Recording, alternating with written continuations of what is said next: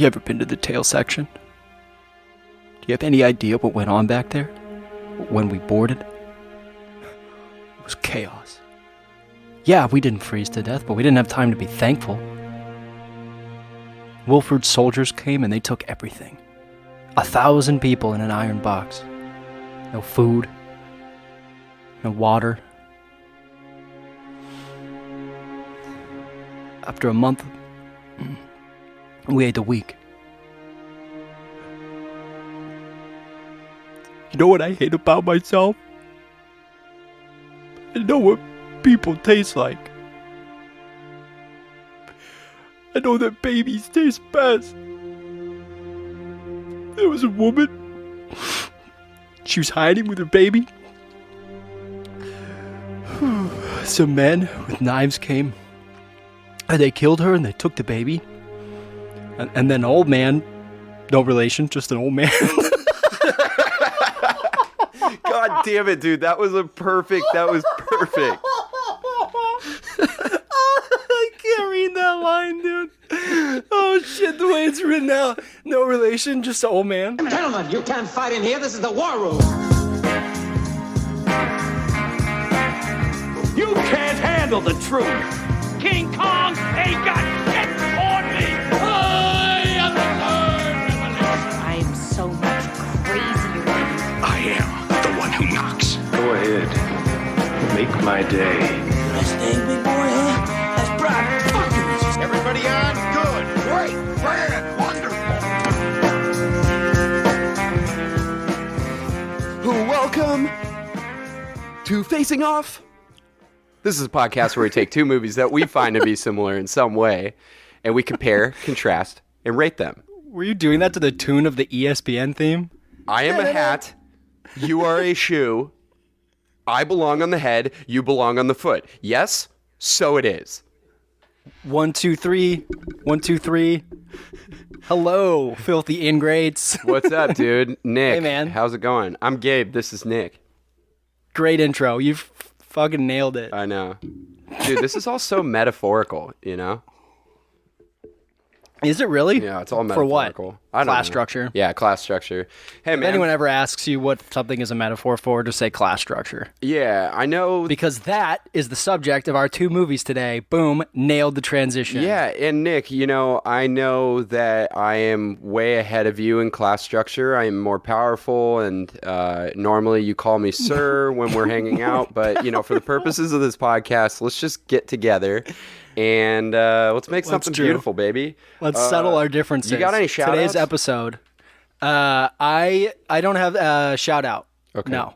That seems Do like you? a constant running theme of this podcast. It does. Sometimes I have them. I'll shout out Bobby because he's the one who told me to do Snowpiercer, and he brought back into my mind how much. You haven't even said what we're doing. Oh, we're doing. I keep trying to say it. Well, it but says you it won't let in the me. title. It's Parasite versus Snowpiercer, and I always forget that. It's funny. We'll explain why we're doing Snowpiercer because we have a little bit of backstory with that. Yeah, some but Bobby historical. had suggested it, so thank you for the suggestion. And then I'll shout out Aaron Lapping, who's been listening to every episode, and he's very excited for this one. Oh, boy. And he really loves Snowpiercer, and I want him to listen to this episode and find out why he's wrong and shouldn't say things out loud that he doesn't think through.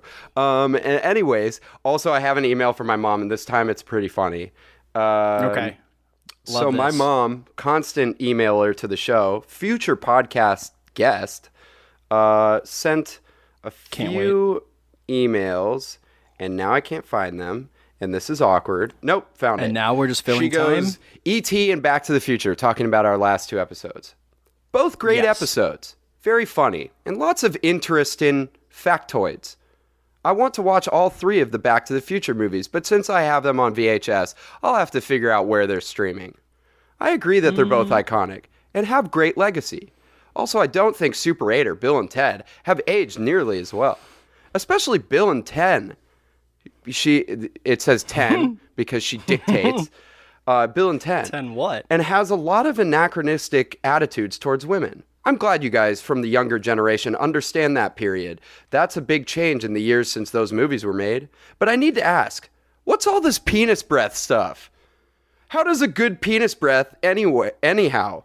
My dictation spells penis this way. Love this. Gabe's mama, Michelle.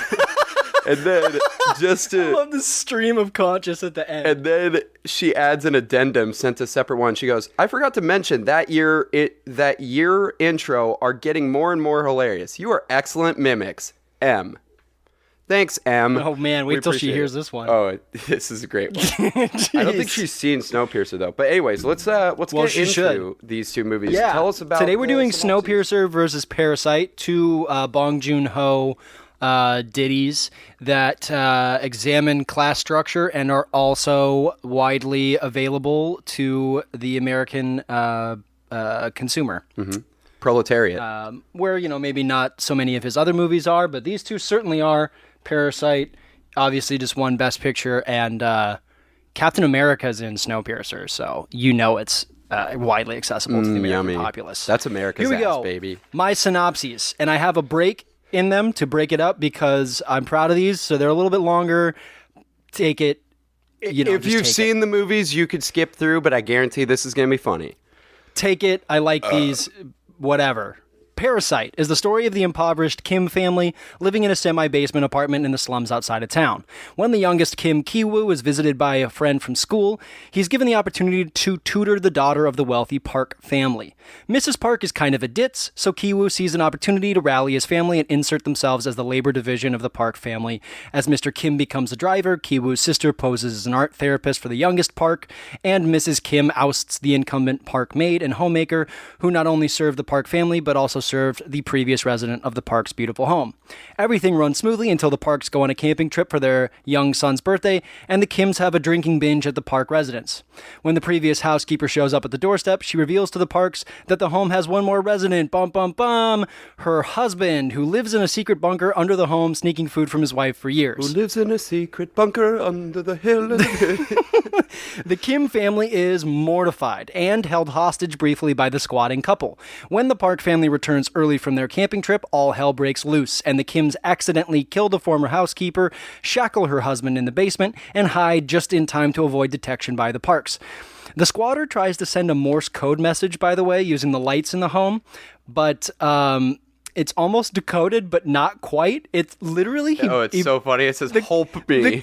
The kid Julie pointed this out to me as she was proofreading this, and I did not, I've seen this 2 times, I didn't notice either time that the kid is one letter from saving a man. I know, but he has no idea, but the kid has no idea where that could even be coming from. But it's still so funny that he's not like, Mom and Dad, I think that someone's typing out a Morse code. That kid is like the worst kid. I guess he is. He is really the worst kid. Anyways, the Kims barely escape, only to realize that their semi-basement home has been flooded, and they are essentially homeless now. The next day, with their class-based resent mounting, they are invited to a garden party at the Park's home. The creepy squatter escapes and appears to kill Ki-woo brutally by smashing him in the head twice with a rock, before he stabs the Kim's daughter, Kim daughter, and kills her. He is killed soon after. And when Mr. Park still appears to be revolted by poverty in general, even after witnessing a brutal murder, Ki-taek, the Kim's father, snaps and kills Mr. Park before escaping the party undetected. Ki-woo survives massive brain trauma and lives with his mother for a while as they undergo trial for fraud as the police search for Ki-taek, who is revealed to have retreated to the bunker under the Park home, where there's definitely a dead housekeeper still. He types a Morse code message. No, he buries her. Yeah, but when he goes down there, there's still like a dead body. For sure. Yeah, it's gross. Yeah. He types a Morse code message nightly until Ki-woo receives a message and forms a plan to collect that currency, to obtain that guap, to cultivate that Skrilla, and then save his father one day. Yeah, good luck with that. Very, very good. That's Parasite. Very good, very good. Snowpiercer. Oh, God. After a global warming warms the globe too much, the people of the globe freeze the globe too much. That's what happens. So a high-powered perpetual motion machine in the form of a bullet train runs across the globe, and the remaining inhabitants of Earth are on board, sectioned off into a metaphor for class politics in order to avoid freezing to death outside of the train. Curtis Everett, a denizen of the caboose, sets forth to rally the lower-class caboosers and charge the front of the train, where they could take the train's water hostage, start a class negotiation with the elites at the front of the train, rescue the children inexplicably stolen from the caboose, and stop eating black cockroach gelatin protein bars and start eating chicken! As the eternal engine pumps away, Curtis and a Korean drug addict survive their charge to the front of the line, only to discover that the children that they are there to rescue are helping to fuel the train's engine that has apparently lost its ability to run without tiny humans greasing its gears. Curtis professes that he once ate babies before the cockroach protein bars were invented. He confronts Ed Harris, the keeper of the eternal engine, and rejects it. They do taste best, and rejects an offer to become the engine master before his Korean buddy explodes part of the train using a fuel-based drug as an explosive, and the train comes to a screeching, species-eradicating halt. But wait, only the rescued caboose boy and the Korean guy's apprentice, daughter, I don't know, survive the horrific train crash. Together, they realize that the Korean guy was right, and the world isn't that cold after all. They embark together to probably get eaten by the polar bear that they see. Yeah, right outside. That's good. Good job. Yeah, the reason why we're doing this. Okay, so there's a few reasons. One, Nick and I are very, as well as like a lot of people in the world and in the country, are very obsessed with Parasite, and we wanted to find some way to do Parasite, especially since it's streaming right now on Hulu. So we also wanted some way to see each other half naked on video. Yeah, right now we're both not wearing our shirts because it is unbelievably hot. It is hot in LA, man. But so we wanted to choose a movie that would mirror Parasite in terms of talking about class structure. And so what we wanted to do was choose Bong Joon Ho's first like Americanized film, I guess, English-speaking film called Snowpiercer, because when that came out, people absolutely loved it. They thought it was some brilliant thing, and me, Nick, previous guests, Jimmy and Aaron, who we lived with, all watched it together, and we seemed to be the only 4 people in the entire world who absolutely hated that movie.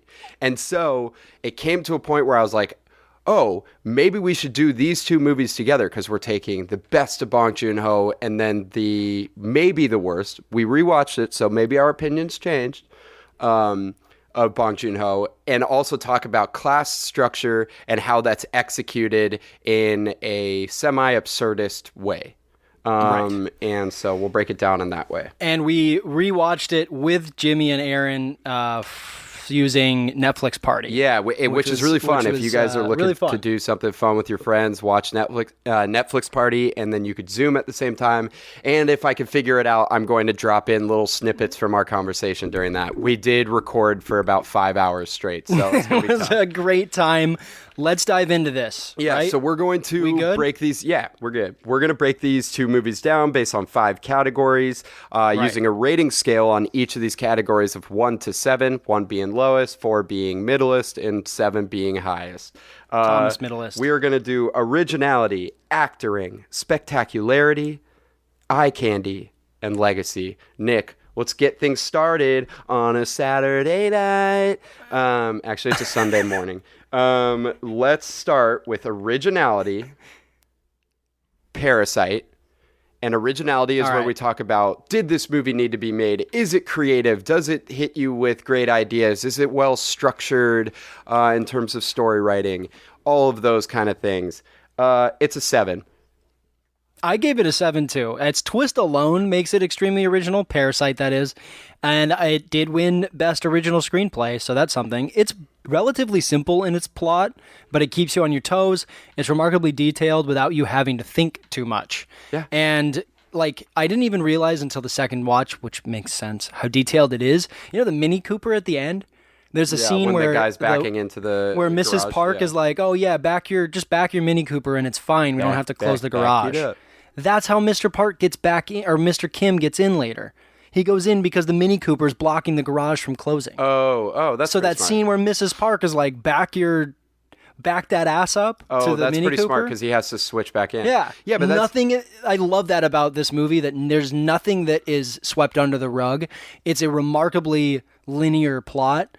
that is fairly simple, but still so original and so interesting and the whole time. I've just never seen a movie like this that is so incredibly fascinating when it's dealing with, familial issues and like class structure.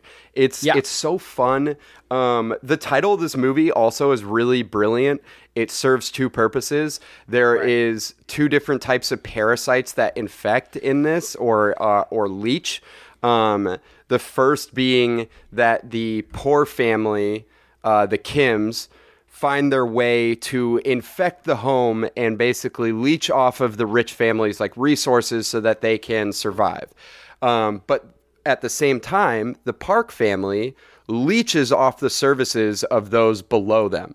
They can't, the wife, the mom can't do anything without the help of someone else. She's a useless individual. She's completely useless. And so, like Snowpiercer, this like eventually erupts, the class differences erupts, but here it carefully gets you to that point. It's very, very precise in everything that's happening. There's really good character development for every single character, and there are a lot of characters being balanced in this. Even though what happens in the end is crazy relative to the rest of the story. It's almost Tarantino-esque. You still somehow understand it because the themes were so expertly laid out. And it especially hits hard when the camera starts focusing on, I'm going to call him Papa Kim. I'm just going to say Papa or Mama. Papa Kim's sadness when he's underneath the table and they're like fucking diddling each other to the to the idea of being like disgusting junkies and like fucking each other in that way. It's like, buy me drugs. And you could see it just like, it's just gathering in Papa Kim's like consciousness. Yeah, like, dude, the part when the son turns to him and he just says, "I'm sorry for everything." And he's like, he clings to that rock because he needs to find some way out of what their family has had. It's been generational poverty. Yeah. Dude, there's a lot of talk in the movie about trauma. Yeah. And trauma is so obviously different for the two different classes. Like what trauma looks like. Right. Like the mom is so concerned, and this is like such a, like I said, there's no stone left unturned in this movie. Everything that the mom, Mrs. Park, says about her son, like worried that he's been traumatized by this, by seeing a ghost. They're all like, dude, I don't care if he thought he saw a ghost. Like, do you know where we live and like what we have to see every single day? Like, who cares about your stupid ghost? So kid? Yeah, I kind of wanted to talk about that because, we apologize if this episode is long. Parasite just needs to be talked about at length. But I do a couple points I want to bring up in Originality that I really respect in this movie as opposed to any movie that's been made. The character writing is so good to the point where you are introduced to the Kim family, the poor family, as the protagonist. But there is a section in the movie where you realize they are not very good people. They get drunk in the home and they talk about all the ways that they're fucking with the family and how pathetic that family is. And they say horrible things like, and they even get the mom, who is actually like a likable character, Mama Kim. She shoves the dog out of the way. Like they're showing you what type of people they are to show that like characters are more complex than being good versus evil or poor versus rich. They are not good people, but they're also so calloused for a reason. They have to like protect themselves because they live in squalor. Right.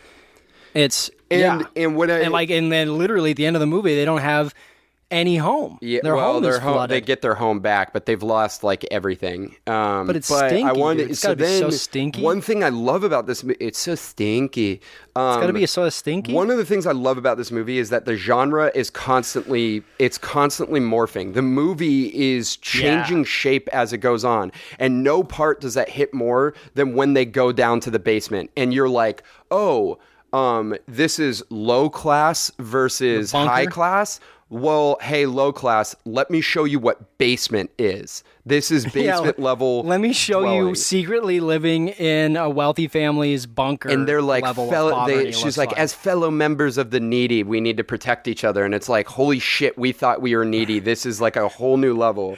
I do think that you brought up a great point. Like, it hits so hard when they show that the flood happens and literally a sewage flood destroys their home, and as their home completely their whole lives fall apart, the rich family uses this sudden change in weather as this beautiful thing where they should like gather and flaunt their wealth.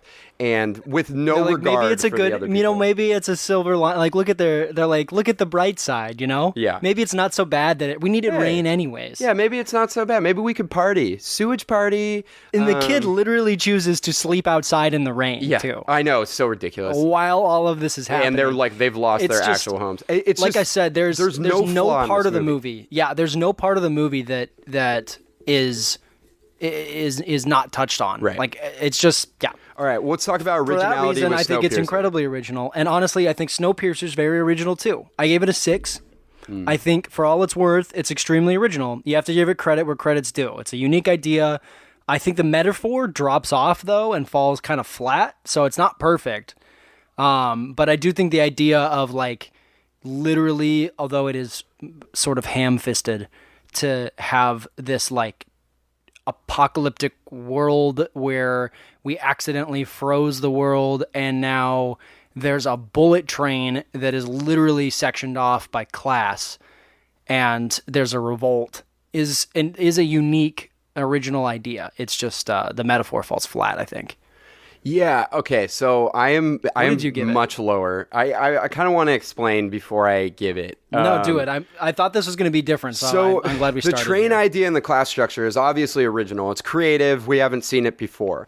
And I do really like that they get to a point where they explain that capitalism and what holds up their society is only a theory. It's only as much as you believe. It's almost illusory. It could just fall away if you stop believing in it. And I think that's cool. My issue with this movie is how they execute these ideas. Because an idea, and I've said this so many times, this is like a running argument between me and my mom. With movies, the ideas are great, but I could read an idea in a book or I can read it on a Wikipedia page. A movie is a visual medium. I need to get these ideas expressed to me in a way that I enjoy and I'm entertained by and I find thought-provoking in terms of the visual elements, which I'll get into with eye candy. But I just don't think that the execution of the ideas are great because I think, as you said, the metaphors fall flat and they're ham-fisted. The actual like class disparity ideas are so in your face and bizarre and not properly structured out for the entire story. Things are just dropped in. Like serious scenes are randomly dropped in. The tone makes like, if I'm talking about the tonal shifts in Parasite that beautifully like transform, in this one it just like abruptly becomes super goofy and whimsical or abruptly becomes super violent and dark. There's no in between. There's no transitions. They just slam it in your face. There's no character development. There is literally there aren't that many depths to these characters until you get to the end and Chris Evans is explaining what type of person he used to be. It's really just tell one you that, scene. though. Yeah.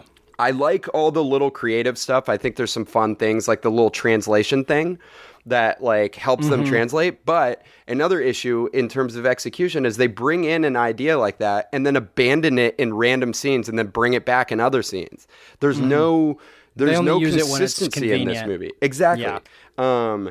They also I don't find the cockroach or baby eating thing to be insane reveals that make me feel like, oh my god, I was just mind fucked.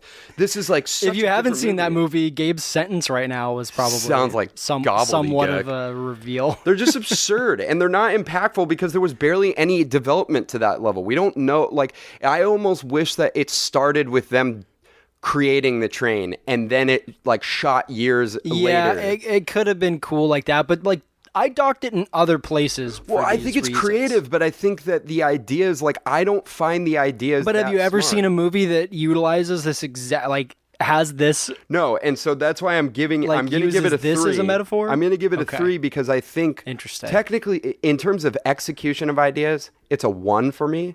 In terms Right. of creativity, it's like a 5. I do think Okay. it's really original, but I also think like it's not subtle in any way, and I No, don't it's and I don't not. respect that. There are also just Yeah. too many questions. I have too There many are questions many. during it, and that's just not a that's like, it doesn't stand out in its genre when I'm constantly like, what, how does that work? How does No. that work? What's this I doing? think a movie that did this better is the movie Brazil, which the whole time we were watching it, I was thinking of, because Jimmy and I had just seen that like in a theater, not that many months ago. It's a Terry Gilliam movie. Yeah, but I docked in other places for this. I think that on its face, it is original. Yeah. But It I think definitely- that once yeah. you get past its face, it's not. Right. It's ham-fisted. I just wonder if it needed to be made, and if it needed to be made in the way that it was. If it could have been I'm better. glad it was, Well, because anyways. people seem to like it, and it helped Bong Joon Ho get some. I know, footing and here. I am happy about that. All right, let's move on to Spectacularity, which is where we talk about the engagement level of the movie.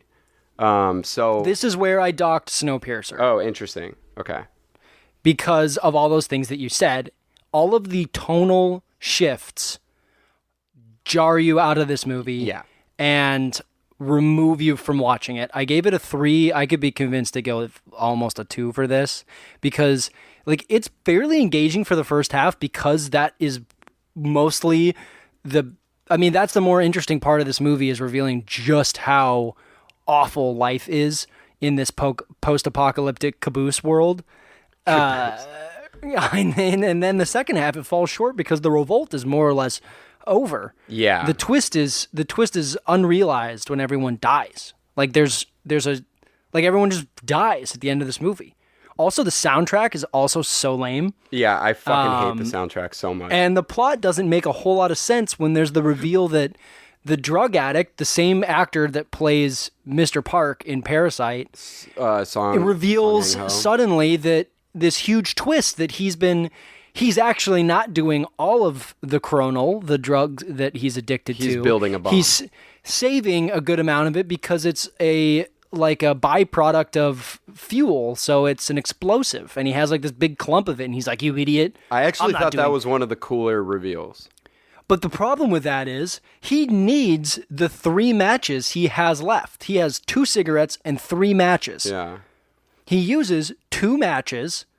This sounds like a word problem on like Oh, a yeah. math. Why would he use the matches if he knew he was going to use a bomb? He needs... What if that 3rd match didn't light? Have you ever lit a match? It's Yeah, not it takes- exactly a foolproof endeavor, especially if those matches are 17 years old Yeah. or more, like they are in the movie. Yeah. Well, And then I he didn't- uses yeah. 2 of them to smoke 2 of the cigarettes. Like, hey, man, light the cigarette with the other cigarette. Like, use 1 if you really need your 2... I get it. They're the last 2 remaining cigarettes on planet Earth. Like, fine. But that reveal where he's like, I need this explosive. Then don't use your matches, man. Yeah, I just, Things like that just fall apart. They take you out of it. The scene I did at the beginning is such a joke. dude, I cannot understand if anyone watched that scene and was like, "Oh my god, wow, this movie just took I us to a whole googled it new to find. emotional I level." googled it to find the lines, and it looks as though a lot of people thought it was goofy as hell. Okay, yeah. But still, this movie is highly regarded for some reason. Well, actually, when everyone really liked this movie and we were the only ones who didn't, sometimes I would say to people, I'd go, "I know that baby stays best," and then they'd be like, "Okay, yeah, that was silly." And I'm like, that should be the crux of the movie. That should be an important that's scene. a huge scene, but you don't ever see it. You just hear Chris Evans deliver the line, and he's not that good. I think you nailed it, because here's the thing. Yes, this movie is entertaining. Yes, it's something that you kind of need to keep watching because it is absurdist. It's weird, Yeah, and you so do you need are to know engaged. once you're into it where the hell it's going. Right, exactly. So you will be engaged in that way. But having to question everything and randomly seeing like inexplicable and silly things is incredibly distracting. Like, why the fuck? Okay, so here's one of the coolest scenes. People that love this movie really like the scene when the axe wielders come in and they're like, "We're gonna fucking kill all of you guys." And then the plot of the scene is supposed to be like, hey, you can only move forward, no going back anymore. You need to keep going forward, and you even in this bloody mess. But that is like a cool moment when they show up with the axes is almost immediately ruined by them inexplicably taking out a fish and slicing the fish, which I think it was really fucking stupid, but I think what it was, hey, unlike the guns, these are real blades. These will hurt you. And it's like, yeah, no shit. They're fucking blades. The thing with a gun is you can't see if there's anything inside a magazine. And Fish looks tasty too. Dude, What a waste. During the night vision scene in that same part, there's like a random part where the cameraman is one of the people, but it's looking at Tilda Swinton instead of looking at the action. And she's like, Tilda Swinton's and she in this goes, movie. "Don't look at me, look over there." And then I was like, what is this? This is so silly. And then they go over, there's like the bridge Happy New Year scene. People are getting fucking mercilessly slaughtered. And then everyone stops and they go, Happy New Year. And then it's like Goofy and Jamie Bell's like, oh man, I hate getting a little bit older. And I'm like, what the fuck is happening? You just shifted the tone out of nowhere. And then there's like, if I could find it, Jimmy had this hilarious moment where he was like, There's this really cool tattooed dude, and every time he comes into the movie, he just randomly shows up and he just does like boss shit.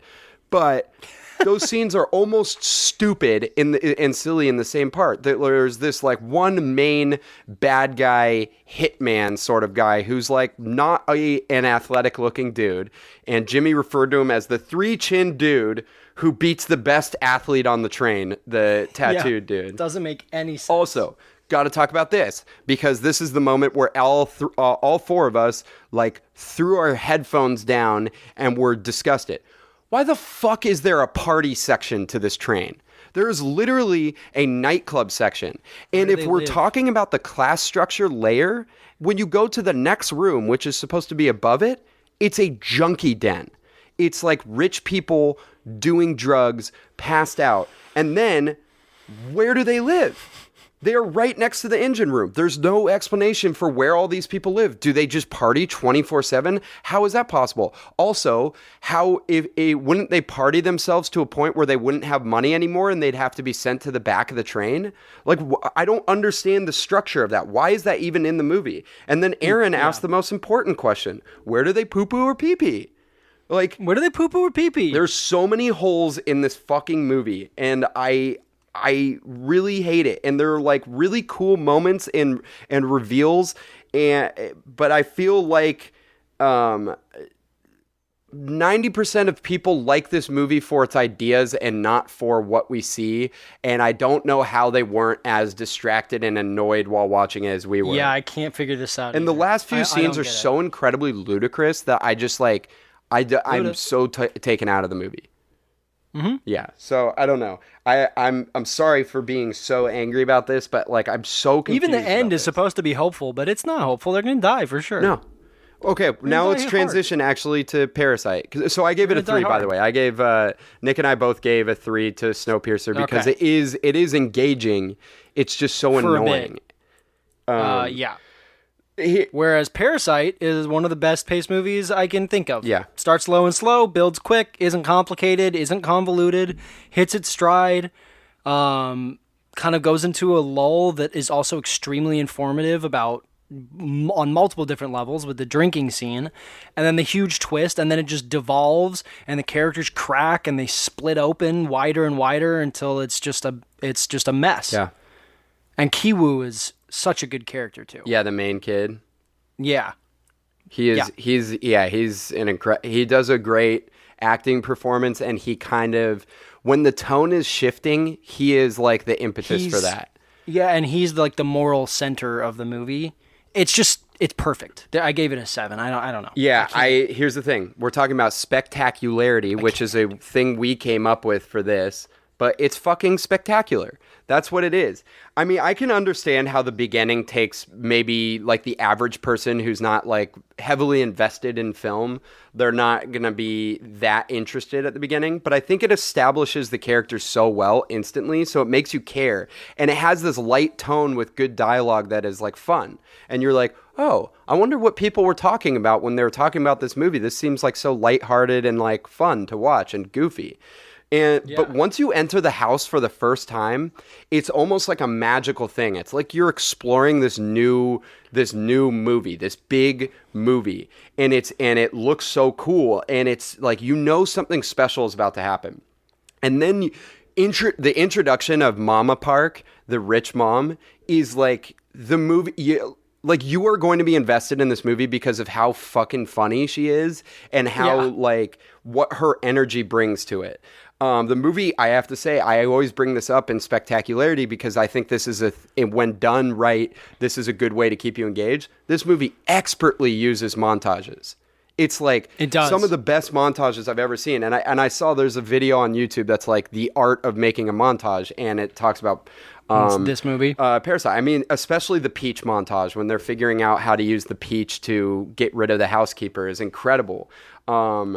I think the score is really magical sounding, and it turns and then it becomes like there's a part where it's like there's a drum line in it, and it's like things are ramping up, and then it will when the movie starts shifting tones into a different genre, like almost a thriller horror, it becomes like intense. And then in the end, it's like so sad. And the very last scene of the movie where he's writing the letter to his dad, you know that the reality is that a person like him is probably not going to become rich enough to help his dad is incredibly heartbreaking. And I think the score like keeps he will you not in be obtaining that cheddar. Dude, if you aren't locked in when they are alone at the house, like getting drunk, then I don't know how to help you because the movie cranks it up to 100 right then. That scene is like the movie's unafraid to go for it. And I've seen this 3 times now. I was fortunate enough to see it twice in theaters, and if it makes its way back to theaters, I am watching it I wish I could. It's on Hulu, so go watch it if you're this far into the episode. My mouth still drops every time the Mama Kim like kicks the housekeeper down the stairs and her head hits. It's like, here's another thing. If you are afraid of first of all, this movie's so engaging start to finish. But one thing that is benefited by watching it at home now as a foreign movie, subtitles, you can't be on your phone. You have to watch the movie. It's like a genius thing. So if you're afraid of watching foreign movies, you will be invested in this, and it's so great. I just don't have an issue with this movie at all. It's so engaging. It's a perfect length. It's a long movie, and it doesn't feel that way. Yeah. And this is a film it's as simple as this. This is a film for people who love films. It's made for the people that see the magic in cinema. But I don't think it's exclusive to that. No, it's not. And that's why, no. I don't think, like my brother won't watch because he's like, oh, these subtitles. Racist. And I'm like, just read, dude. It's like reading a good book, but it's visually awesome. All right, anyways. It's just reading. You do it all the time. Let's move on to acting, our next category. Okay. So we both gave Parasite a 7, right? Mm-hmm. Acting is where we talk about the characters and if the performances were great and if the writer and director, because with both of these movies, it's the same one, gave the actors the tools that they needed to perform at the best of their abilities in the most believable way. So let's start with Parasite, because Parasite is an ensemble movie. I think it won Best Ensemble at the Screen Actors Guild Awards. I forgot to talk about this. This is one of the only movies to ever win Best Picture and be nominated for Best Picture and not have a single acting nomination, which is crazy. Which is wild. It's ludicrous. Wild. So I'll talk about this when we're talking about directing, I guess, for Parasite. I meant to say it because I knew you'd bring up the score. Yeah. But like even something as simple as like they don't use a lot of music until the basement scene. Well, you first learn that there's a squatter. No, there is a lot of music. Is there? Dude, there's the drum line thing. There's the... Yeah, I suppose. And it's like... But the music changes and it's like way more strings are involved. Yeah. It's like it's a constantly morphing score. Like the directing is like its own character. Yeah. Almost. Because Parasite, it's just so spectacularly well cast, acted, and directed that it's hard to even describe who or what is so great about it. Yeah. I mean, it's a 7. The father, like Key-Tech is a standout. The guy that plays Mr. Kim. Song Ho. Or the character. Yeah, it's actually Kim's actually first name. bullshit that he wasn't nominated. Like this should have been the year that he got nominated. And the other father, the Park father, is also excellent. The wealthy mother, Mrs. Park, is great. The son and daughter are both amazing. The gremlin in the basement the is one I'm horrifying. the most mad about not getting nominated is the Park mom, because she just brings this different energy to this movie, and it's an incredible performance. And really, last year was a horrible supporting actress category, so it should have been her. Perfectly written too. It's just a masterpiece on all regards. Like this one thing that I noticed too, because I know you're just gonna go off, but I have a problem. The son copies his friend even more than you think. Yeah. As the movie goes on, he says things he says multiple things. I knew that he says like, "Oh, I'm gonna marry her," the girl, which is so creepy. I'll talk about when that she later. graduates high school. But he also says things like, "You need vigor," and like his friend just said that. He literally is such a likable character, but he's a snake. Yeah, he's an incredible. I mean, even when And you're watching he's the not scene, just a snake as a coping mechanism. He's like just a snake. So like, he's I was not actually a talking good to guy at the beginning. I was talking to Alec Goldberg after he went and saw the movie, and he was talking about like how he, out of everything, he couldn't stop thinking about the scene between him and his friend, and how it's shot, and how the acting is, and it's like you could see it. He's like kind of like groveling, and like he's like. He seems so humble that he is this poor person. He's like, why would I ever be able to do this? Why wouldn't you ask your university friends and stuff like that? And you're kind of trying to sympathize with him and empathize with him. But at the same time, you could tell that there's something working in his brain in that scene where he's like, I'm going to use these things to manipulate. He's manipulating even his friend in that scene. Mm-hmm. And you don't, dude. And all of it is like nothing is spoon-fed to you in this movie, but it's also not that hard if you're paying attention to pick this up. And that's what's like, you get these little morsels of like, oh my God, that's so good. Yeah. The whole movie. I'm so glad that you're talking about him too, because I think that he's not just the moral center of the movie. He's kind of like all of the manipulations and machinations and stuff of this family are kind of led through him. And he starts immediately with those pizza people. Like, he manipulates them into giving him a job, essentially. He's almost pathetic in appearance in terms of like what type of person he is. But he's like really so thin, kind of attentive. beanstalky. Yeah, and he's so attentive and cunning and charming. I just like having him as this smart and funny character who's like guiding you through this movie. And he's almost like a director. In that montage scene, he is directing his dad, one of the most incredible acting scenes, when the dad is like learning what he's going to say in his script, and his son had written out the like, script. You're up to here. You got to get down to here. Exactly. And he's in the background, like mouthing all of it. And he's like a director. He's conducting, he's a composer. He's everything like that. The best two actors for me are the rich mom and Song Kang-ho. The rich mom is played by Yeo Jung-jo. Sorry, we're going to butcher all these. That's why I'm avoiding saying well, you've been like Key-Tech. Like, I feel like it's like Kai-Tech, or I don't even know. Yeah, I don't know. I don't remember how they said it. But I wish they were both nominated. I just think that Song Kang-ho, like, he exhibits so many emotions on his face, and it's an incredible performance.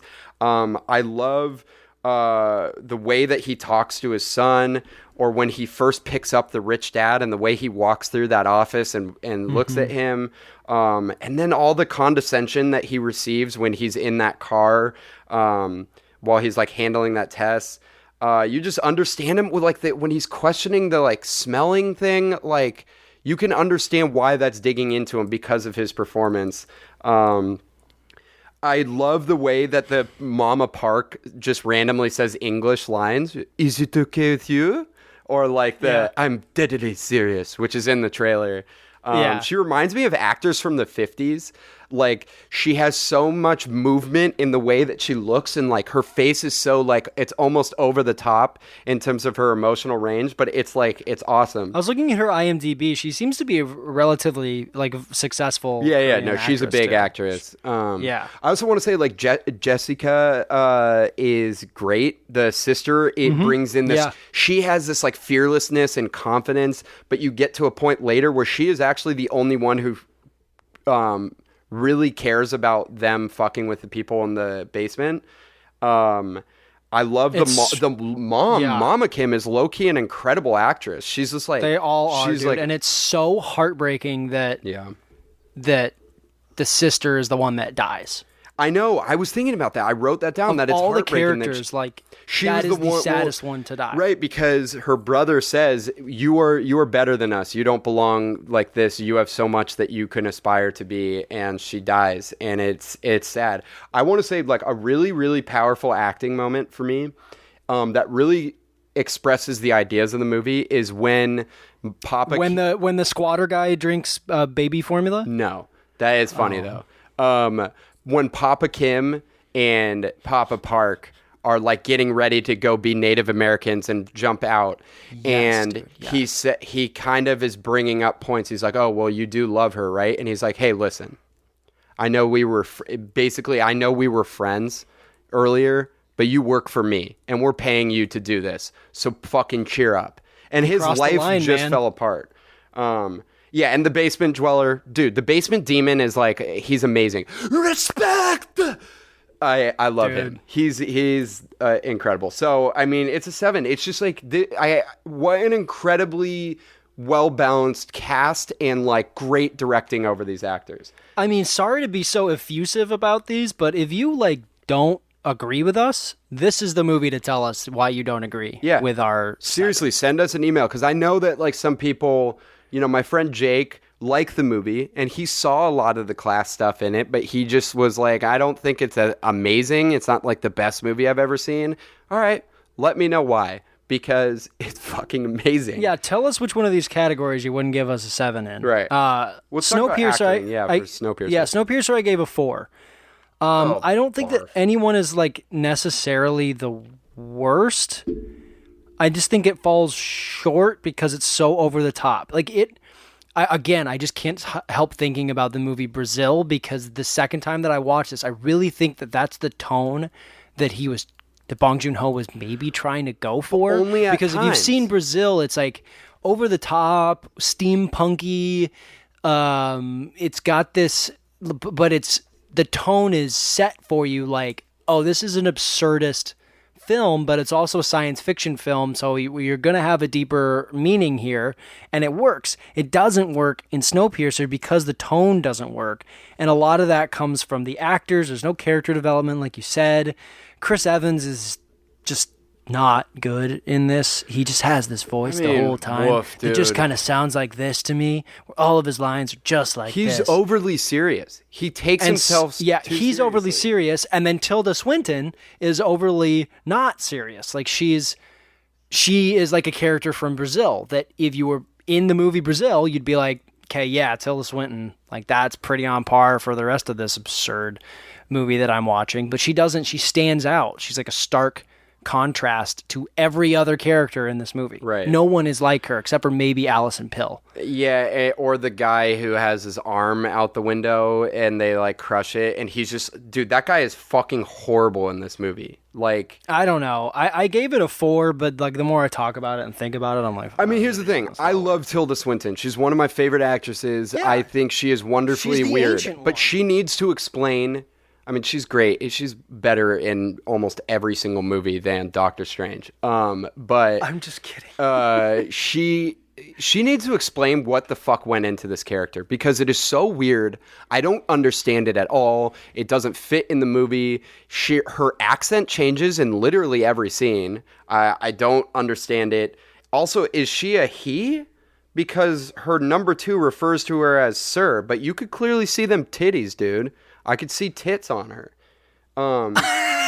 Also, Chris Evans is like, the only good moments with Chris Evans is like when he breaks from his like too serious of a character, or when he swears. Like, we loved his line reading for when he swears. He's like, you could fucking die is what you could do. It was hilarious. But it's like, it doesn't work because he's just, it almost makes him seem like a bad actor when you watch this. And I'm not fully convinced he's a good actor. I don't think he's a bad actor, but he's not good in this movie. And I don't know what it is about it, if it's him necessarily, but it definitely doesn't work. I mean, whatever okay, it is, it highlights doesn't of this movie, like Song Kang-ho is really good in it as the druggie like guide. but doesn't develop. It doesn't really change. develop, but I kind of like his Korean sidekick too, because she randomly speaks English at times or she swears. Obviously, I love Ed Harris. Obviously, I love William Hurt. But they feel like they're almost in the wrong movie. Or they're in what the movie should have been. But to get to those points, it just, I don't know. There's something that doesn't work. Also, fuck Academy Award winning Octavia Spencer. She's just like, so, like, why is she in this movie? Also, like, why does she get nominated for everything she does? She was great in The Help, and that's it. I do like you said while we were watching it, that like Bong Joon Ho directs as if he's directing a play. Yeah. That is very apparent in both of these movies, and it's a cool directing style where there's not a lot of this like overdone camera work to convey things like to like highlight different movements that characters make. It is directed more like a play, and that really lends itself really well to some scenes, so I didn't want to give it below a 4. So I actually that's what I like that about the movie, and I think it's cool, but I think it's done so much better in Parasite. And the problem with this movie is there are so many good actors. I mean, probably if you counted up the Academy Award nominations for Snowpiercer, there are I would say there's probably 8 or something. But the problem was, until I saw Parasite, and I liked Okja, until I saw Parasite, I noticed that there is some weird way that Bong Joon Ho directs his actors, and it doesn't work in Snowpiercer. It makes them seem like bad actors, and I think a lot of it, there were issues that got lost in translation between his script and the way that he directed the actors, because he doesn't speak English fluently. And I just think that might have been the problem. So I don't know. I'm going to give it a 2. Yeah. I'm going to give it a 4 still. I'm going to give it a 4. I'm going to give it a 3. Okay. I'm going to give it a 3. Yeah, that works. I just think it could have been so much better in terms of acting, and the acting is what really brings it down for me. All right, let's move on to eye candy. Eye candy is where we talk about the visual elements. We've got 2 categories left. Yeah. I'm going to recap. We've got 2 categories left. So far, Parasite has a perfect score from both of us. Yeah. Snowpiercer for me has a 12. And I believe from you, it has 9. 8. 8? Yeah. It has 8. Okay. Okay. All right, acting. So we've got a big lead mounting here. Eye candy. Eye candy is where we talk about the visual elements of the movie, everything that is visualized for us. Here's the thing, Snowpiercer, it's not bad. I actually kind of like the way the camera makes you feel. In his movies, the camera feels like a character. It's moving with the characters, and it feels like a living, breathing thing. And I like that. I like the way he moves around. Not only just how he shows the actors like a play, he moves around the train as if it's a play. But he also very wisely uses the narrow space that he has. He's using every single aspect of it, and it definitely shows you how narrow it is. It's a cool example of like limiting yourself in order to promote creativity. Right. Here's my issue. And every time something is really cool visually, it's almost immediately ruined for me by something not cool visually that bothers me. So, for instance, there will be an awesome action scene. Like the first moment the tattoo guy shows up, he runs in, jumps over the pipe or whatever, and then and hits the guy and starts slicing into him with a knife. And that would be cool, but Bong Joon Ho does these annoying shaky cam action and then zoom in, quick zoom in, zoom outs, and it is disorienting and doesn't look cool anymore. And I almost felt like it would have been cooler if he kept the camera on it in a steady way. There are visually I like the train shootout scene where the hitman is shooting Chris Evans from afar because they're going around a bend. I also like the way that the sauna scene looks. I would give this movie more credit for its production design than I would for its camera and stuff. Yeah. But I don't know. Here's one thing. I thought the budget was really low. It had a $38 million budget, which is not that low. and they use CGI for outside. For looks the like a video snow game. and the snow, everything outside of the train looks awful. And I get It that looks you're like a video game. Yeah, it looks like a video game, and I get that's okay he shows it more often than he needs to show it. So You really only needed to show the scene where it has to plow through that piece of ice that's and like, then come over show the scene tracks. where they show the people that had gotten frozen that like tried to run away. Yeah, but then you need that one, the breaking of the ice, and then the crash. Yeah, I'm just gonna That's give it. really all you need. I'm gonna give it a 3. It's slightly below average. I like some of it, but it's brought down. I gave it a 4 because of what you're saying. I think it does balance itself out. It doesn't do itself any favors with the video game graphics, but it's not horrible, and the fight scenes are generally well choreographed. Yeah. Besides it's like the camera work is kind of like there are some odd decisions. Like you were talking about the night vision scene is cool in theory, but then it's executed poorly. So like I think that there are these, and like parts of it do look cool. So I thought they balance each other out. I gave it a 4. So That's fair. So far, Honestly, I really like the way he films movies, and Snowpiercer is not hurt that much by that much. It's just that it still felt like with that kind of budget he could have done something better, and I think he relied on like CGI. That sucked. Okay, here's the thing. Let's talk about Parasite with eye candy. When I first saw Parasite, I thought it was a perfect movie in every way, but I didn't really I wasn't stuck thinking about certain shots. And then I rewatched it in theaters and I noticed how fucking brilliant this is visually.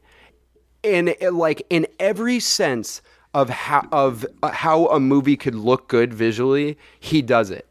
I mean, the main thing is like, dude, the visual quality of this movie, the way that the actors look, it's so crisp. It's like beautiful digital production.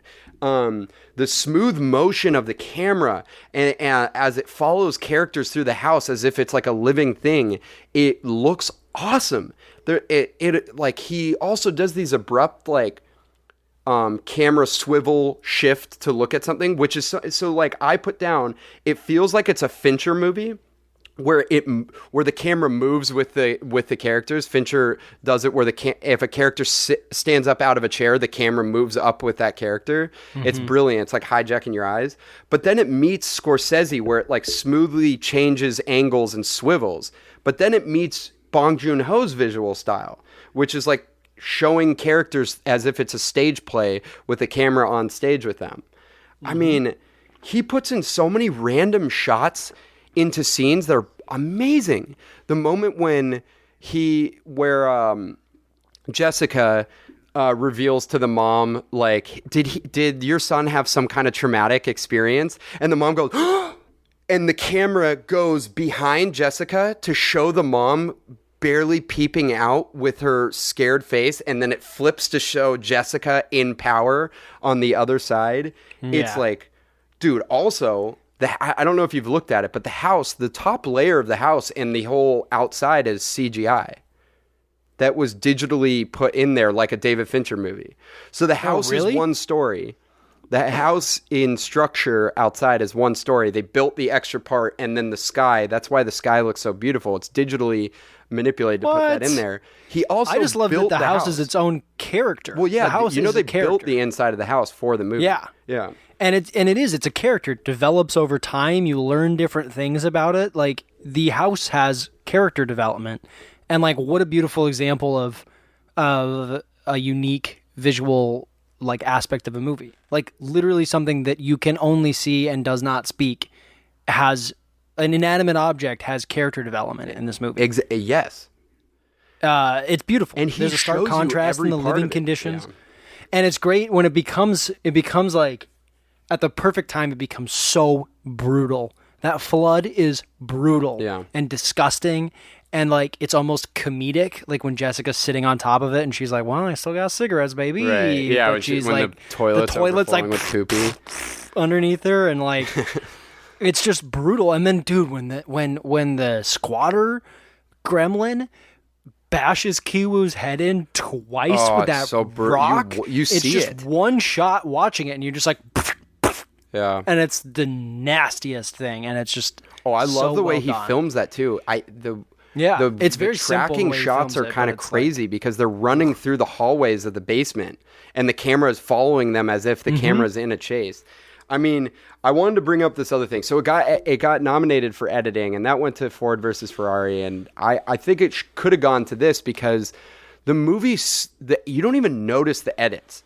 But it's so smooth. And the smoothest moment is when the basement dwellers come up and they're fucking with the family and they're like holding them hostage essentially. But then they reminisce and daydream about the days that they would spend in the sun in that living room. Yeah. And as that's happening, both he and his wife turn to their left in the memory, the daydream, because in reality, Kai Wu is running towards them. And it shifts, it smoothly transitions to being like present day reality from that memory. Good. Yeah. And it's like one of the most amazingly edited scenes. Did you give it a 7 again? I'm sorry for anyone that's like, oh, come on, like you got to knock it here. It's like this movie, Roger Deakins won last year again. Tell us where to knock it. Tell us where you would knock it. Yeah, I mean, I think this was the best filmed movie of last year, and I don't even think I thought what Deakins did in 1917 was incredible. This is just like this is the type of movie I want to watch visually. And the montage scenes. Oh my god, dude! The shot of the iconic scene of the rich mom walking up the stairs in horror as the housekeeper is like maybe sick with tuberculosis or TB or whatever. Yeah. Is so it's so great. Anyway, as you've been talking, dude, your nipples are hard as diamonds. Dude, now. they are so actually they're kind of soft. It's so fucking warm in here. All right. Anyways, Gross. that's 7s from both of us. Yeah, right? so we've got a 56 to 27 at this point. Yeah. So let's get into our last category. Our last Legacy. category is legacy, and legacy is where we talk about how this movie will be talked about, how it was talked about when it came out, what is its lasting impact in the history of movies. Yeah, and I think where do you want to start? Let's start with Snowpiercer. Snowpiercer, I gave a 5. Yikes, dude. I think for all that it's worth, it seems to be very well liked for some reason that we can now discuss. Why? Why do people like it? It has some sort of legacy because it's the first Bong Joon Ho film to really have footing here in the States. It has like a 90% on Rotten Tomatoes. No, it has a 94% on Rotten Tomatoes. Yeah, and 84 on Metacritic. Metacritic is so difficult that. to get a high score. I mean, people like it, so I had to give it above average. I mean, but I don't personally understand it. I do tend to like movies like Snowpiercer too. Same. Yeah, I know, and we both don't like it. And so does Jimmy, and so does Aaron. It is this none of us like it. It's this weird thing where normally people that know me, especially, would know that I sometimes overreact to a movie, whether that be good or bad.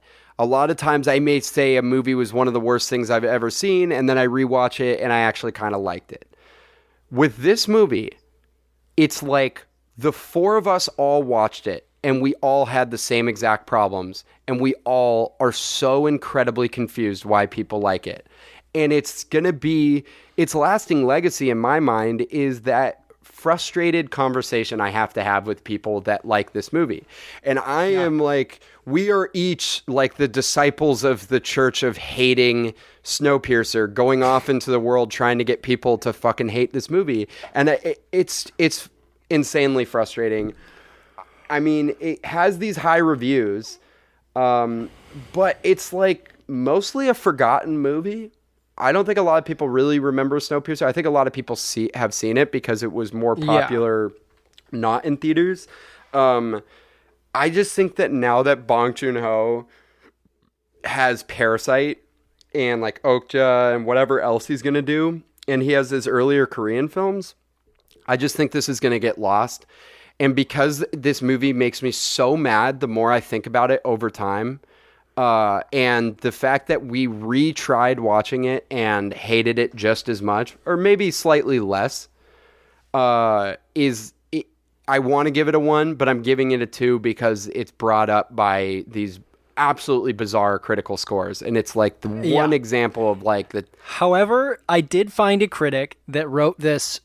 To call it pretentious in its wording would be an understatement. Yeah. Okay. But I will read this very short clip from this review.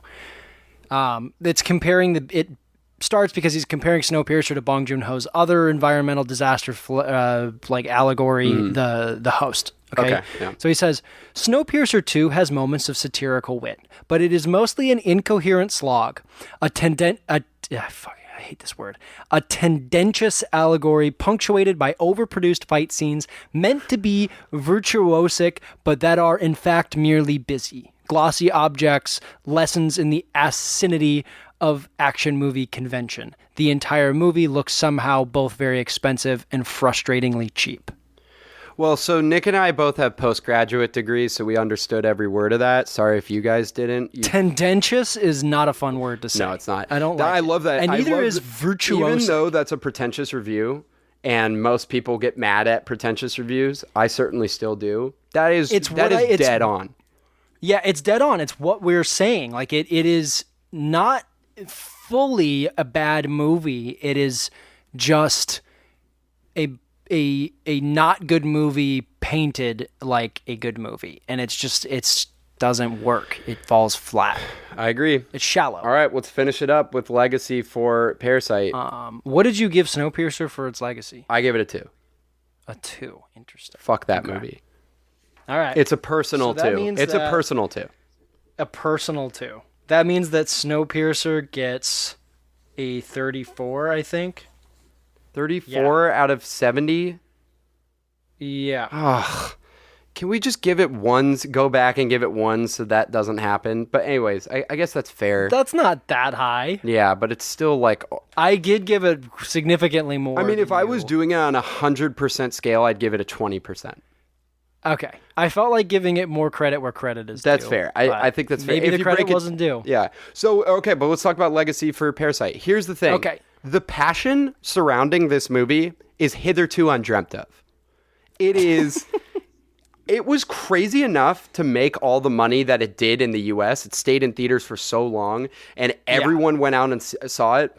I can't name a single non-British foreign movie that ever did that. Non-British. And okay.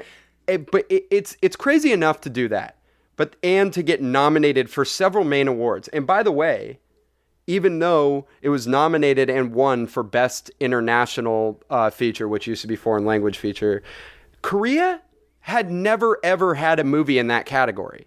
That's what's crazy about this, which is kind of bullshit in certain ways. But not only did it do all that, it won Best Picture, Best Screenplay, and Best Director. It's unbelievably unprecedented. Like we have never had that, and I think that the Academy is like, oh, we've done our job. Now we could start giving Bohemian Rhapsody type movies best picture.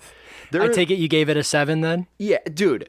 There are movies that deserve to win Best Picture for sure. I was so happy when Moonlight won. I was so happy when 12 Years a Slave won. I was so happy when Birdman won. I felt like those were the best movies. This is the first time I've ever felt that a movie that was so clearly better, 2019, one of the best movie years of all time. But this movie was so much better than its competition that it is just amazing that the Academy actually listened to that. And they were like, yeah, we have to give it that. And they should have. I think it speaks for itself. It has a 99% on Rotten Tomatoes, 96 on Metacritic, and 8.6 on IMDb. It's the first non-American film to win Best Pick. Wait, how much did it have on Metacritic? Was it 96? 96. I don't think I've ever seen a movie with that high of a Metacritic. I mean, I hope personally that it launches. I mean, if I gave it a 7 as well for everything that you're saying, everything that I'm saying. But I think that even one step further, if it launched some of those actors into American film careers too, and they have a wider scope because of this, because everyone in this movie is an incredible actor. it can't possibly be just Bong Joon Ho's direction that makes them incredible actors. Right. And like I don't know how many of them fluently speak English, but that doesn't necessarily, it's not necessarily a requirement to be in a domestic film. If it pushed some of them into a wider lens, amongst the world for people watching them, then that would be even one. Maybe it'd have an 8. I don't know, dude. Yeah, I mean, I pushed Bong Joon Ho to the mainstream, so it's interesting because I overhyped things to Nick, and there was one movie I won't mention that I did that to last year with him, and it ruined it for him to a certain degree. This movie, it was part of the problem with Lighthouse, by the way. Oh, dude, Lighthouse is fucking amazing. I'll kill you. The Lighthouse, I almost didn't even overhype. It is such a specific movie that I didn't think that everyone would like it. That conversation is neither here nor there. We digress. But this movie is almost incapable to overhype or overrate. Sure, maybe you could overrate it. There are people that have watched it, like my friend Jake, that liked it. He enjoyed the movie, but he doesn't understand why people love it. Kane Holloway, past guest, was like, I think people are throwing around the word masterpiece too often. I disagree because I think how is another movie a masterpiece and this one isn't? But this thing is like, I talked about this for months to Nick, and then he saw it. He's like, "Holy shit, that might be the best movie I've ever seen." I think it's my third favorite movie ever. It gets richer every time you watch it. People are now pumped for Korean films. That's fucking weird. I will say there's only one negative over time, and it's that a university age kid makes out with a 14 to 15-year-old kid and manipulates her. That doesn't work. But the end of the one thing that we talk about in Legacy is like how this movie leaves you. The end of the movie fills you with I sat yesterday. I rewatched it. I turned off the TV and I sat there in silence for like 10 minutes because of that scene, because of how fucking heartbreaking that final moment is. Yeah, it makes you want to rewatch. When this kid with probably traumatic brain injury is like, "No, I'm gonna make enough money to buy that incredible home and save my dad in time for him not to die in that basement." I'm definitely gonna buy the heartbreak of that scene is that it's not, and I love, because the first time I watched it, I was like, "What the fuck? How did he get a house?" And he bought it, and I was like, and then it's in the letter. The letter isn't over. It waits. It waits. It shows him go outside, embrace his dad, and then it takes like 2 to 3 minutes, and then it shows him in the basement in present time, and he says like, "Until then," or whatever, like this, and then you recognize the reality of like he would probably never get to do that, but he and at least has. And the dad is most likely never going to read the letter that exactly, that and Kiwoo is writing. But it's like, it's so powerful, and I just. There are certain movies, like Moonlight is kind of like that, where you get to the final moment and you're like, holy fuck, that movie is so good. And it like hits you really hard and you want to rewatch it. So yeah, it's a 7. So Nick and I both gave Parasite a perfect score. It is perfect score of 70, and Snowpiercer's just less than half of that. And that is 34. My first perfect score on this. Yeah. Oh wait, no. Did I give Austin Powers a perfect score? I think you did. Yeah, okay. But that's like perfect. That's hilarious. That's hilarious. Okay, let's get into the accolade section. Accolades. Sounds good. Let's give out some awards to these movies. Let's start with MVP. What's your MVP? All right, my MVP is Bong Joon Ho. Yeah. I mean, I don't know how it could be anything else. This is so funny that you finally did what I do, which is like put director as MVP, and I'm going to put the MVP, class disparity. The LVP, class disparity. Yeah, that's good. No, hold on. Let me be specific. Korean class disparity. Okay. My LVP was Chris Evans. It just gets worse and worse. He just gets worse and worse as this movie goes on. And I was talking to Lapping about this yesterday, Aaron Lapping, and he was like, he really liked the movie because of the ideas and stuff, and he thought it was really fun to watch, and some of the action was cool. But I was like saying all these things about what we hate about it, and he's like, "Oh, I'm so excited to hear this." And he was like, "Yeah, Chris Evans sucked though. He was just like not right for that movie." And it's true. Yeah, man. I mean, I hate it because I love Chris Evans. I think he's a really cool person. but he's definitely not good at this. And you know what's funny is like Cap is my favorite Avenger, and I love watching his movies because he's overly serious, but it works for that role. And this one, it's just like overly serious that doesn't work. And he's not like a one-trick pony. He isn't just Captain America. Like, he is not a bad actor. That's America's ass. Yeah, he's America's ass, but he's not only America's ass. Right. He's also America's chiseled jawline, America's bulging biceps. Best nondescript hat wearer.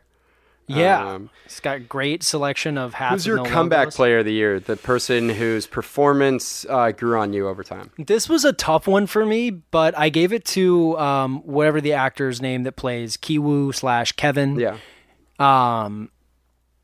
But it's another one where like he starts strong, he just gets even stronger as the movie goes on. Yeah, and like he really once becomes he's just the center of the last like 30 minutes of the movie. Yeah, and then once he's like really knocked down and you think he can't go any further, he almost dies and he loses his sister, and he like wakes up in the hospital and he's just inexplicably laughing after coming out of a coma, and they're like, yeah, sometimes people I do wonder. that when they come out of I was comas. And he's wondering, just like, what is the significance of him laughing through the next few scenes? I know that it's because of the brain trauma, but is there some kind of metaphor to that? I mean, I think it's just Like the tragedy, the juxtaposition. Yeah. I think it's another. I think it's another commentary, or like I take it because of my own like lens as a psychologist. I take it as this idea of like, look how traumatized this guy is, and all he can do is laugh. Yeah, and it's not even just that. It's like, was it all worth it? It was your plan to do all of this, and this is what it led to, and you're laughing. And at like it. he's just it couldn't be any worse for him. So I mean, I thought he was strong the whole time, and I really liked his performance the first time. I do think it gets better over time each watch, but I just think he gets even better. For me, I really like his mom. I think that performance I had overlooked the first time, and I think it's really good. She's actually a really sweet, caring mom for most of it. She cares a lot about her family, but she also comes off like a tough, like, kind of a bitch. Like, she also learns how to make ramdon in like 2 seconds, which is not actually called that. Right. It has like a really interesting looking name that Did you watch the pronounce. Binging with Babish thing on it? No, it has 2 J's. Oh, okay. The actual name of that dish is 2 J's at the beginning of it, so I have no idea it looks fucking how that good. can be pronounced. But it's called that. They named it that because they thought it might be more obvious as to what it actually is to the American audience, because it's udon half noodles ramen noodles and half udon, ram, don. I love that. But, she learns how to make that in like 3 minutes. Clutch. 6 Man of the Year award. The person The who did tattoo the guy. Yeah, I did that too. The person who does the most with the least. It's the tattoo guy in Snowpiercer. It's the tattoo guy in Snowpiercer. who almost He's looks a like Taylor superhero. Lautner mixed with the He guy does. who plays Teen Wolf. He's the strongest, most powerful man that's ever lived. He can do anything. Do you have an Infantroopin award for like the dumbest moment? No, but do you know what I hate about myself? I know that babies taste best. I know what people think. Yeah, I mean, it's got to It's be that that scene, for dude. sure. Yeah. It's that scene or the moment where they slice the fish in front of them. Like, I just, Yeah, there's that no doesn't make, dumber there's moment a in metaphor movie I've there, ever but seen. I don't know what it is. Dude, I don't know. Best moment? Do you have like a favorite moment? I mean, it's everything about Parasite. I tried to pick a best part. I guess that it's the whole final scene, that reveal that you were talking about, where they're reading their letters and Oh, to that's us. your favorite. Oh, interesting. And because I was like you said, I was like, whoa. Yeah. How did he get all that money? He did it. That's awesome. That's so cool. And then it was like, oh wait, no, he didn't. That's right. He has a traumatic brain injury, and he's like in the lowest class possible in Korea. Like he's not gonna buy that house, man. It's tragic. I think it's either. It's tough because there are 2 parts that I think really expertly use the house and show you the full range of the characters, and that's the Peach montage scene. It's almost like the Peach montage scene mixed with the scene of no, it is all the Peach montage scene, because that's when you're also getting the dad running through the script. But the other part is the other one is when the Park family is coming home from the rain and there's 15 minutes. I fucking love that. I'm so strapped Yeah. into that scene.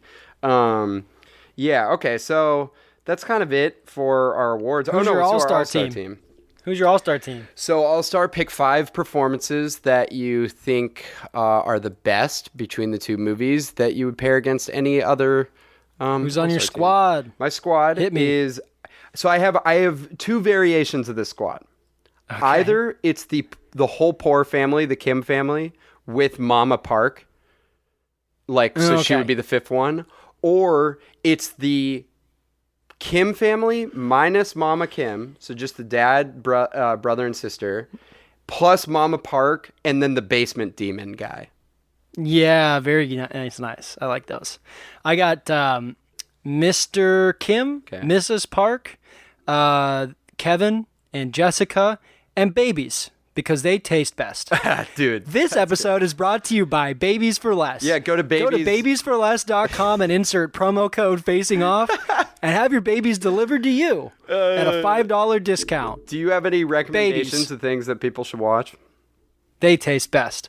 You're the recommendation guy. You hit us with some Okay, recommendations. so I got a We're going few. long. First of all, if you want to start getting into Korean films, I haven't seen that many, but I will say the other big mainstream one is Park Chan-wook, who is the guy who did Old Boy, which is amazing. If you've ever seen Old Boy, it's very good. I can't tell everyone to watch it because it is unbelievably disturbing. But it is great. But his later movie that he made as an Amazon original, The Handmaiden, is sick and depraved, but also beautiful, and I fucking loved it. That movie is Sweet. great. You should definitely check that out. Yeah, and then also, I think a lot of Bong Joon Ho's earlier movies are now on Hulu. The Host and Mother both are. I tried watching both. I had to turn them both off because of acting, but I'm going to go back. Next week, what do you want to do, Nick? Do you want to do Annihilation versus Arrival or a rom-com duo? Oof. Should we put it up to a vote? Yeah, let's do that.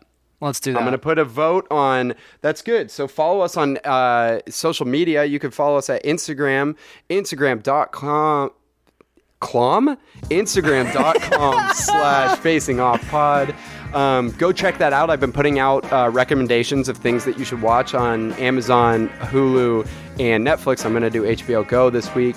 And check out the poll. We're going to figure out what we're going to do next week. check out the And you poll. can find us on Twitter, twitter.com/facingoffpod. Send us an email. Really, seriously this time. If you like Snowpiercer a lot, send us an email explaining why. If you didn't like something. I wanna text know. us. If you didn't like Parasite that much, or you didn't love it, please tell us. We really want to know why you're wrong. Nick, do you have a send-off? Yes, we have gathered here today to celebrate this bounteous Wi-Fi. I love that line. Yeah, I think that will have to... You could fucking die is what you could do.